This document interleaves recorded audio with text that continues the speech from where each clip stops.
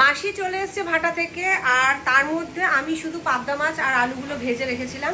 আমি বললাম মাসি ঝোলটা তুমিই বানাও, কারণ তোমার হাতে ঝোলটা বেশি স্বাদ হবে, তাই তো মাসি? হ্যাঁ, এই দেখো কাঁচা লঙ্কা পেস্ট করবো।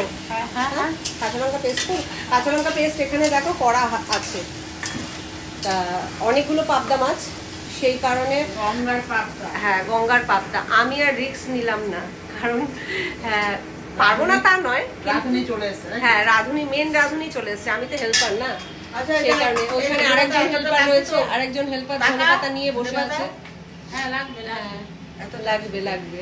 আর এদিকে দেখো পাবদা মাছ ভাজা হয়ে গেছে, আর এদিকে কই মাছ ধুয়ে নুন হলুদ মাখানো হয়ে গেছে, এদিকে ভাত বসে গেছে, চাল ধোয়া হয়ে গেছে। আজকে দু রকমের মাছ হবে, পাবদা মাছ আর কই মাছ।